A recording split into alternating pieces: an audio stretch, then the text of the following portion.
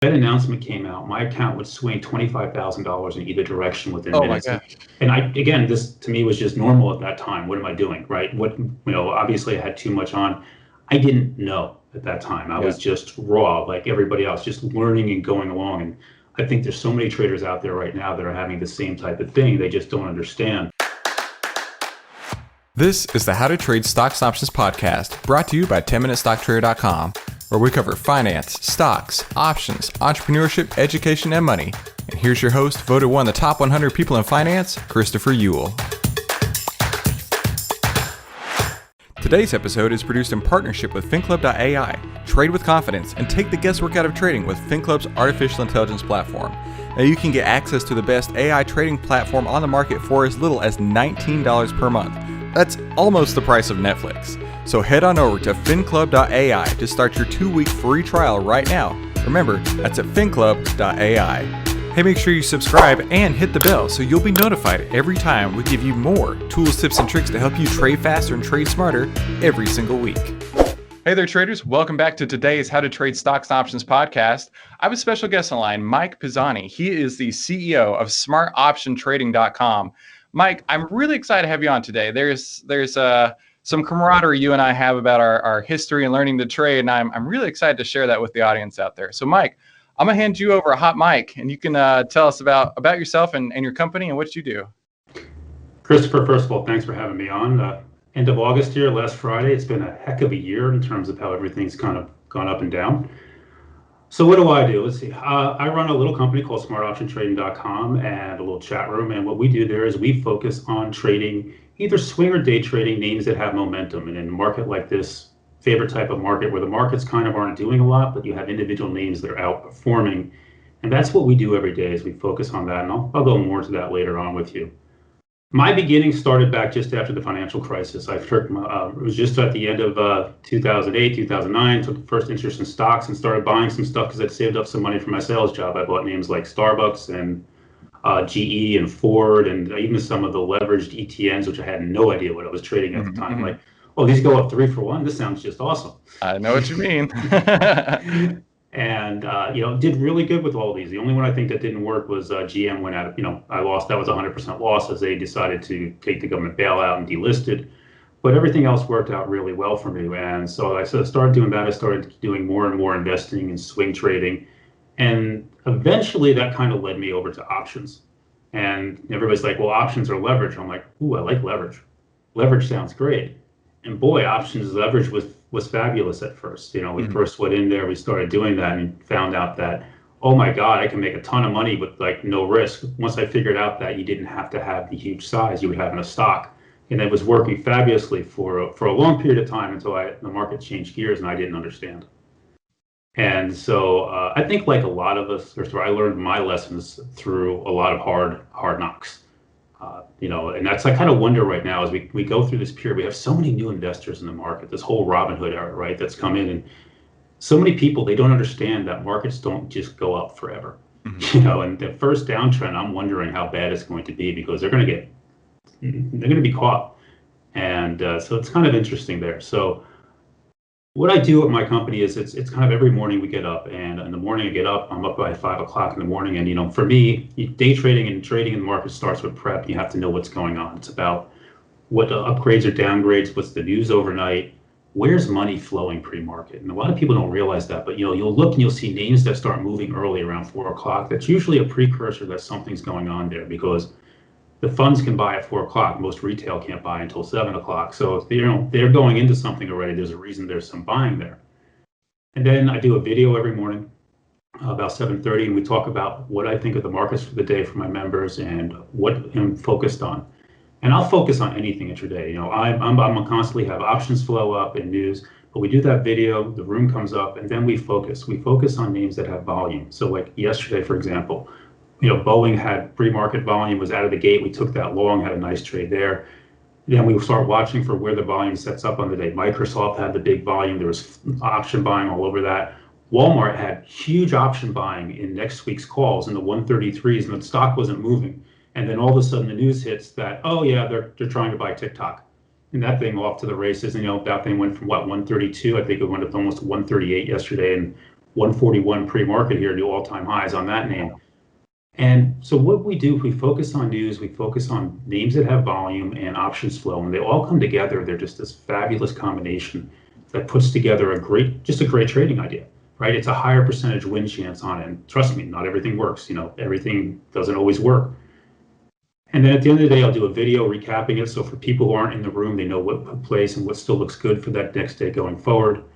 And then I'm always looking at charts. From a technical analysis, charts tell you a lot. A lot of time a chart will tell you where you should be taking profits, where resistance is at, where support's at, or name that's getting tight. Sometimes you look at how tight a name's getting, saying this thing's getting ready to move. Like Roku had been watching for a couple of days, for a couple of weeks because of that tight setup. And then all of a sudden it exploded on Tuesday on that upgrade. And it had this Wednesday on that upgrade and had this fabulous day on it.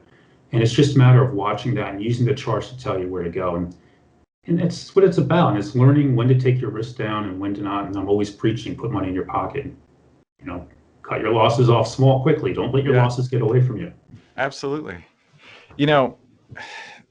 What you're describing, I mean, I couldn't agree with you more. I really failed in the first several years of trading, like hard. I blew up my account twice.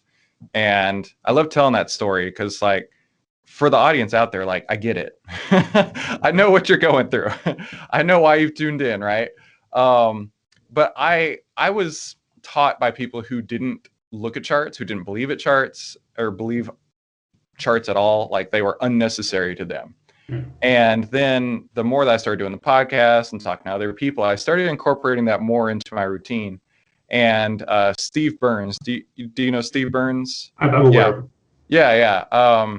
He taught me about trend lines and indicators and crossovers and things like that. And my whole world shifted, right? Instead of just being blind selling a call, blind selling a put, believing in the options delta with no other recourse, right? The option delta is the probability of profit on that, right? And then just losing time after time after time. And it's there has to be a better way to do this, right? So for me, that's really what it boils down to is I'm combining selling premium and I'm working with the trend, and it just makes life so much easier when you're not just blind to what the price is really doing. So for me, when I first started trading options, I started making money hand over fist right away. And I didn't quite understand what was going on. One of my first trades was on Zynga. That was when Farmville was raging, right? And I made $3,000 on on no risk. They doubled the calls, doubled in price. I was like, wow, this is easy. This is easy money. And then the next trade I did, one of the big ones was on Northrop Grumman knock. And I had no idea what I was doing at the time. So I'm like, if I buy $10,000 worth of stock, let me buy $10,000 worth of options. At least. So I watched it, and they had earnings. I had no idea what earnings was back at that point, or how options work with it. And next thing I know, they doubled, right, in price because they were on earnings. And the next day, and then an hour after they opened, they were down. They were almost worth zero. And then by the end of the day, they had real doubled. And I'm like, wow, this is easy. But what do I do? And I started learning. These are leveraged. So if I have one option, it's equal to owning 100 shares. So I got out and I got lucky with that, but that was my first indication that I need to really start paying attention to what's going on here and different things. Got really lucky on that trade, to be honest with you, at the end of the day. And then I just became this swing trader, and I would sometimes have 10, 15 positions on at once in options, and it was just too much. And it was, mostly out in time. And I remember it was a couple times on Fed days. My account would, it was trading at that point at about $100,000 account. And, when the Fed announcement came out, my account would swing $25,000 in either direction within minutes. My gosh. And this to me was just normal at that time. What am I doing, right? Obviously I had too much on. I didn't know at that time. I was just raw, like everybody else, just learning and going along. And I think there's so many traders out there right now that are having the same type of thing. They just don't understand. And so, but it was working, and I was making money hand over fist, and my account went up to over 300 in that year in 2014. And then came 2015 into 16. And I kept trying to do what it was doing then, and quickly figured out that there's times to swing options and there's times to not. And I gave almost every penny I had made back. What? Yep, almost all of it. So I didn't blow my account out, but I basically gave back a couple $100,000 my first time learning how to trade. And that's when the lights started to finally go on for me that I didn't know as much as I thought I knew. So what happened there, right? Because I remember 2015, 2016. That was the like relentless bull market, right? Where it was just like up every day. Is that what I'm thinking? But I think no, that was the sideways. We got into that chop zone, right? We Okay. went Okay, that's sideways right. for long periods of time. Chop choose options to shreds, right? They're a decaying asset. So Yeah. if you're in directional options, and I was in almost always in calls, they're going sideways and up one day, down the next day, up one, down the next day, but they're just decaying and it's just chewing the option up. And it took me a long time to realize that that just didn't work. Mm, That wasn't the time to sit. When you have a market like that, you don't want to sit in options. And yeah. that was an eye opener. Yeah, for sure. So were you buying out of the money calls in that case, or were you buying the in the money calls? At that point in time, I was trading out of the money, but usually pretty close to the money. Okay. And that's been something else I've changed is when I do options now, I tend to go further out, lower my premium risk because if I'm wrong, I also can sit in it. The problem is the closer to the money you are, the faster that option moves and the more you're going to pay for it. Right. So by going out in time a little bit, if you think you're going to get a big move, you don't need to be close to the money, right? If you think Tesla's going to move $100 today, you can be 300, $200 to $300 out of the money on Tesla right now and still make really good money on an Oh, I option, see. Okay. right? And reduce your risk instead of paying like I think some of the out money calls right now on Tesla are like $50 or $40. I mean, even today's expirations are through the roof. You can get these down to a buck or two, and then they can go up a buck or $2, and they can double in price, and you can make money on them if you want to trade them. I don't tend to trade Tesla. I'm not good with Tesla. Just not one of my good names. So that name always gets me. But the point is that people who take at the money options, you have a lot of risk. And a name like Tesla, which is moving $20 in 5 minutes right now. Well, if you're at the money, that option, if it goes against you, you're in a world of hurt before you even knew it hit you. Mm-hmm. And that's something I would tell a lot of people is go out of the money on these names. Don't go so close to the money especially when the implied volatility is jacked up. Yeah. Man, I love this because like the way that you trade is opposite the way I trade, but we still both make money, right? Yeah. And that I love that about trading is that it doesn't matter if you're buying out of the money calls or if you're selling out of the money puts. They're both bullish, right? They're very different trades in their makeup. But the way that we both are essentially taking the same posture in the bullish trade, but have two completely different styles of trading to get to the same result, I think is really interesting. And, I hope the audience takes note of that out there is that there is no one right way to trade, right? If you have a bullish assumption, there's 10 different ways, I guess, in this case that you could do that. I didn't trade a single option yesterday. I did like 7 trades, all with stock. Just grabbing shares and trading quickly in and out of it. I mean, there's so many different ways to trade. It's trade based upon your comfort level, based upon yourself. What you want to find is somebody who you like, who you believe what they say, who gives you great ideas, and who is very good at saying, okay, this is where you're going to hit resistance, or this is where we could have some problems, or this is what's in play. And then trade based upon your own. You could trade like they do, and that's fine. Mm-hmm. But when you make a trade your own, it's your own, and you own it. And that's the one thing I would tell everybody: make the trade your own. It's your trade, not somebody else's trade. Yeah, for sure. How big of a trade size do you take, like percentage wise? I take I've been trading a lot of when I'm trading options, I typically never do more than 3 to 5% of my account on one single trade. Yeah. Because that's just because they're a decaying asset. When I'm day trading stock, I go on day trading power. I was trading way up on day trading power on Apple for a while. I used to and in Boeing and Microsoft and even Nvidia. So if I'm doing a quick trade, a scalp trade where I'm looking to get in and out, make $400, $500, $600, whatever it is, and get out, I'll take up to 1,000 shares on a name if I can hold it. Now, Apple's gotten to the point I don't keep my day trading account that big that I can't do 1,000. I'm doing 500 now, point blank. Until it splits on Monday, in which case I'll go back to 1,000 on that at that point. Right. But I'll take risk, but on an options trade, never more than 3 to 5%. On a name like DraftKings, which I've traded very well this year, that name's been so good to me. I'm not afraid to sit and hold it. I'll grab 1,000 shares and keep my day trading account around $100,000 these days. And if I'm willing to hold it, then I'm not afraid of it. The problem is when you take day trading power, you can't get stuck in something. You don't want to be sitting on margin. And the one thing I encourage everybody thinks margin's great. Margin's dangerous. Oh yeah. Just margin, like well, you're paying interest, and when the market goes against you, all of a sudden you get a margin call. your first time you get a margin call, people get that. They're not going to be happy. I almost never short stock. If I'm going to short something, it's always with options, just because whenever you're on margin, you're on shorting, you're on pure margin. Yeah. And that is the recipe for disaster if you get caught. I have had 2 margin calls, and both of them came when I was selling call spreads, and I got assigned on the short calls, which means that not only did I get margin call, but I also had to pay for the dividend for that person. And I'm like, damn it, this did not work out like I had planned. It's funny. Everybody thinks that if they do a spread, a call spread or a put spread, that they're safe. And the truth is you're not. My best story was Buffalo Wild Wings. I had a bull call spread on it. So, I had the short put out in front and I had the protected put behind it. And, came into the account over the weekend. I'm looking at my account. I'm like, something doesn't look right, but still couldn't figure it out and kept trading until I realized I had 1,000 shares of Buffalo Wild Wings in my account because I had been early assigned because whoever owned them decided to exit. That we don't want it anymore. Yeah. I'm like, well, what happened to my protected put? I'm like, not our problem. Yeah. It's still there, but it ain't doing its job anymore. It's doing its job. So yeah, if your short call or put ever gets in the money on a spread, you can be early assigned, and people don't realize that. It's not on you at that point. It's on whoever owns it. Right.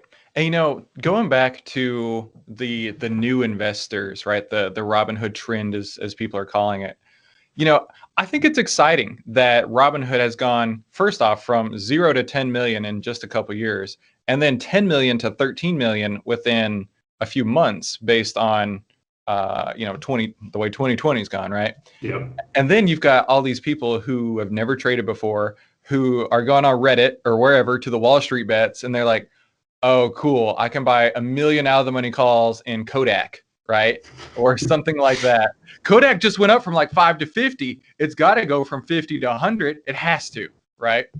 Or I mean, Tesla, right? That Tesla only goes up until the day that it will go down, and it will probably go down pretty fast, kind of like Bitcoin, right? I mean, I love Tesla. I would love to get me a Tesla, right? But I'm not willing to pay this for a piece of the shares right now. It just doesn't make sense to me. So Mike, thinking about it, right? You've got all these new investors in the market. They got a lot of hot money. They're ready to get going. What would you say is like your best piece of advice to them, right? They're coming in the market. They got money to blow. Donald Trump wrote them all a $2,000 stimulus check or whatever. They're like, this is free money. I'm going to take this $2,000. I'm going to quit my job, and I'm going to turn this into 200,000 by what time is it? By the end of the month. I get those messages all the time. I get people asking me, can you teach me? Can I turn $2,000 into $25,000 in 6 months? And my answer is, could you? You could. Awesome. Are you likely to? No, you're likely to lose it all because you're going to take so much risk to do it that one thing goes against you and it's going to be game over. If you've never traded before, you're coming in this market right now and you have a couple thousand, you're really an investor. And I think that's what most people don't realize. You have a couple $1,000s, you're really an investor. You're not a trader. Yes, you can day trade on things like Robinhood with that. But I mean, chances are at some point you're going to get yourself in trouble and get wiped out. Learn, take courses. I teach some courses. A lot of people out there teach courses. Buy some books, do reading, start learning what to do. If you're going to trade very small, and trade, most importantly, names that are cheaper. If you have $2,000, you should never be trading a Tesla. You should never be trading an Amazon or Shopify. Wait a minute. My broker gave me margin, so I can buy 2 shares of Tesla with my $2,000. Yeah, you can. I mean, it's going to be $20,000 by the end of the day, Mike. I know it. 20 or 0, one or the other. I don't know. But I mean, those are the names that you need to say, I can't trade these because they're good. They're too wild. And when you look at names, all these names that we're running, we're in this incredible bull market right now. And, this comeback in this market has been nothing short of spectacular. And it's right now, it's getting frothy up here. And, we used the word yesterday, frothy. It's really showing no signs of letting up yet. And, the election cycle, the president, forget politics, he bases a lot what he does upon the market. So he's going to do everything to make sure he keeps the market as pumped up as possible. So in my opinion, you try to deploy into a pullback here. If you can get a little 3 or 5% pullback sometime in the next month, you deploy into that heavily, and then you take it to the election, then we see where we go from there, depending upon who wins and how things plays out. But if you're new, you got to learn, and find somebody you can learn behind. Find somebody that can teach you, that can talk you through things. If you only have a couple grand, you might be pattern to the day trading pattern as well. You can't get in and out on a daily basis. Look at stocks right now. So many times we see a one-day move and that's it. If you were, Roku gave a fabulous move on Wednesday, and then you couldn't even get out. We were closed out on yesterday. Netflix up $60. When does Netflix up $60? Dude, I was trying to get in that move. It was like I was right at 490, and I'm like, come on, get in. I was unable to get in, and by the time I look back at it, it was 505, and I'm like, wait, what? I was looking at 490 like 10 minutes ago, and then it was 523, and I'm like, what just happened? I'll admit I missed it. I was focused on, I think I was trading CRM and Roku, and I saw Netflix going, but there was no news or anything that I had seen. So I'm like, I don't know. I'm busy here. I'm making money. I'm ignoring this. And every time I looked over, it's like $10 higher. I'm like, what's going on? Then I'm like, it's up $50, and then it's up. I'm like, what is going on here today? Yeah. And it was just one of those incredible moves. And I think that's what you're seeing right now too, is these new traders also pile in. There's this pile in effect that's going on in the market. So when a name starts to go, everybody just piles into it over and over again. And again, that works great until you get a pull. I remember yesterday, Tesla was in the middle of the day, got this almost $150 pull in 20 minutes. And it was just nuts. When the market came in during lunch yesterday, now, it took out, how many people got nailed on that who had just bought into the highs on that thing? Because everybody, it's going to 2,300. Well, no, didn't quite get there. I did really well in gold, and I was talking to somebody on the podcast about it because, I don't know how much social media you do. I actually try to avoid a lot of it. But I happened to be on right around the time gold kind of peaked and then came back down. And I did really well in gold. I got in right as it crossed over the 20-day EMA, and I got out on its second down day because it crossed below its 5-day EMA. And I saw so many people on Twitter talking about how, you're going to see so many fake gurus talking about how they caught the top in gold and blah, blah, blah. And I'm like, well, look, if you just watch the chart, if you just follow it and you set your exits, it's not actually all that hard to catch the top, right? I mean, you can see it happen and then you just get out. So, then you got all these other people who are getting in at the top, like Tesla, like gold and things like that. And then they're looking around like, what just happened? Somebody promised me stocks always go up. That's what Robin Hood said. But there's a little simple rule of thumb. You look for 3-day moves. If you get 3-day moves, you should be mostly out of your position by the end of day 3. You should not be initiating into into the 3rd day of a move on something up, because chances are it's due for a rest. Facebook this week gave this beautiful move, 2-day move, this massive move to new all-time highs. And then yesterday, everybody's like, I'm like, don't initiate. I wouldn't be buying it up here today. I would it needs a rest, let it go. And everybody kind of thinks things are going to go forever. And your point on gold, gold had this downtrend. It broke out and it had this incredible 5-day, 6-day rally, whatever it was, to new all-time highs. And I'll be the first to admit I missed out on it because I don't trade gold very often. And when I do, I usually don't trade it well. Look, man, I lost a hell of a lot of money on gold the first time I traded it. So this is just making up a little bit back. So, I don't trade it well. So I generally don't trade it because to me, gold is more of a hold. People know it. It's also a very gappy instrument. It tends to move a lot overnight, and you have to be in it overnight. It doesn't tend to move much during the day. And this market, I'm more inclined to just come in every day, other than my long-term investments, which I don't worry about on a daily basis, right?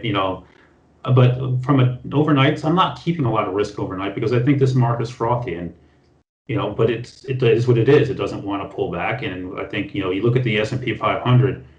I like the 8-day moving average. We've been above the 8-day moving average now since July 29th.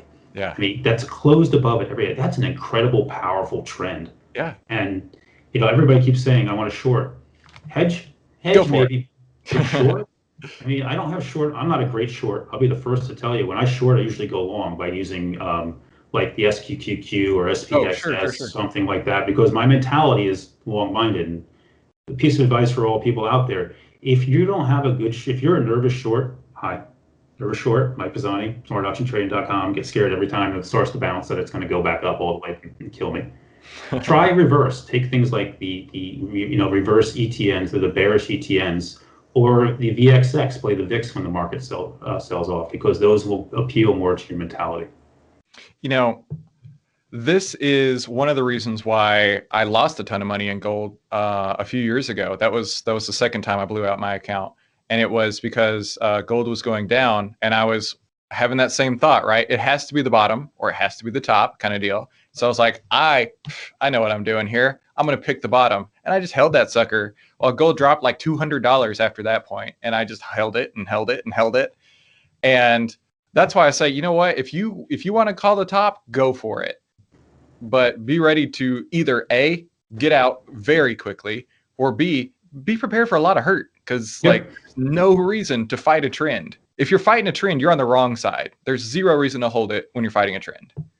But what's that old statement? Markets can be irrational much longer than you can remain solvent. That's right. And especially a market that has a very strong will behind it and outside forces that some people would claim would be government intervention and things like that. So I don't go down the conspiracy route that way, but who knows? There could be something else going on out there that's helping prop up the market.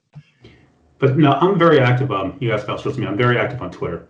So my Twitter account, very popular, very active. Every Sunday I take about 2 hours and I post charts for free, not just my members. I post them for free for everybody. And just as, I go through a couple, hundreds of charts and post the ones I think are most in play, or some I post all the time. Like, you're always going to post a chart on Apple because everybody wants to know what's going on with Apple. So what are your thoughts on Apple and stuff like that? So I do that, and I do that for free. Nobody has to pay for that. It's on my public Twitter feed. People can come along and follow along if they'd like to there. Very cool. That's Options Mike, right? Yep. Options Easy to remember. I like that one. Yep. So I do that all the time. I post some videos there that I do sometimes for free as well, going along. But, the other thing is, look for reversal patterns. We always look for trend changes. Usually they come with some type of hammer candle or reversal, either a hammer down or a hammer candle up, looking for a bottom. And that's where you want to try to take swings. And you and I talked about this a little while ago before we came on, but, I almost never let options expire worthless. If a trade is not working, get out. 50% is usually about the max loss I take. If I'm in short-term options, probably even less than that, because, the chances, at least if you're out 45 days and you're down 40% and your thesis is the same, the chart still looks good, it's just struggling, you still have a good chance of getting back to, making money on it. If you're down 50% on a weekly option and it's a Wednesday, the chances of you coming back and making money on that are slim without having a miracle happen. Right. Now, the difference being names like Tesla and Apple, you look at how much these names can move. Well, if they can move that much, they can easily come back and still make it work for you. But most of the time, not so. So typically, if something's not working, if I'm in a day trade and I'm in a weekly option and it's not working quickly, I'll pull the plug. I'll be the first to admit it. I'll yank the plug down 20, 30 cents and say, I'm done. Next trade. Yeah, dude. I tell you what, everything changed when I figured out that I don't have to hold my losses to zero, right? Yep. I am in full. What is it? I can't remember where I heard it. It may have been Jesse Livermore, something along those lines. But it was like, I have no idea how much I'll win in a trade, but I know exactly how much I'm willing to lose in a trade. And I think once you come to that mindset, it's game over, right? Yeah, it's about managing risk. And if you really want to do what we do full time, it's about managing risk, consistently making money. It's not about, I made $100,000 here, or I made $20,000 there. It's about, there's days that I'm just happy to be green. Yeah. I made $20 today. Well, I was down before. I was happy to get out green today. Yep. And it really just depends upon the day. It depends upon what's going on. You play the action, and we all miss. I mean, there's days. Yesterday, I made money yesterday, but I was wicked tired. I had not slept well the night before, and I got stopped out of every trade I got in quickly instead of making big money because I was so tight. I would just quickly, Walmart, I traded 3 times with 1,000 shares yesterday. First time I got stopped out at break even stuff, next couple of times I made like 15, 20 cents, which puts money in my pocket. They weren't killer trades, and then I caught Abbott, and Abbott made my day at that point. But it's about that, and then there's some days you're going to lose. 2 Mondays ago when Thinkorswim went belly up, I had my first losing day in a while because I got stuck in a position. It was JD, and I ended up selling it down about $1,000. only to watch it scream into the close, and I would have made money, either gotten out even or made money, then watched another 3-day ramp where this thing just went through the roof. For But me, then you I couldn't got trust your broker at that point. So I get it. it wasn't just that you couldn't trust the broker. The other thing for me was I know I got to the point where I was only down about 600 on the day. I can make that back tomorrow, which I more than did. And I was like, Right. that's why I got to that. And I'm like, you know what? I'm positioned here where I am not down to the point where I can't easily make that back tomorrow, at this point. And that's what sometimes it's about, managing your risk. That doesn't mean just take losses all the time. By the way, if I have like 3 losing trades in a row, I take a break, put myself in the penalty box, take a step back. If you're not trading well over a whole week, you obviously something's not working. You're out of sync with the markets. Stop doing what you're doing. Yeah. Take a step back. Look at, reevaluate what you're doing. Maybe you're doing wrong. Ask somebody. Reach out. My members always reach out to me. Hey, this isn't working. Well, what are you doing? What's going on there? We all get into funks. We all get into these times when we're either so in sync that almost nothing loses money, and there's times when nothing is making money. Mm-hmm. And when that happens, take a step back. And the last thing I think about when I trade is that it's okay not to trade. You don't have to trade every day. When the market gets choppy and you're not sure, cash is the position. And a lot of people forget that. They think every day I have to be going out there as hard as I can, trading nonstop. I've done most of my trading the last week, to be perfectly honest with you, in the first hour, and then I don't do much after that because that's where the action's been. Yeah. Yep. And make my money there, and then I get patient and I get picky, because if I have money and I've had a nice day and I've made what I need, okay, now I'll wait to see what sets up. Maybe some news comes along, maybe something happens, or maybe the names I still like, they come in a little bit and they give me a better entrance because I don't want to chase them after they're up. Oh, like Netflix, $50. I've written a short guide on how you can use the triple stock profit system.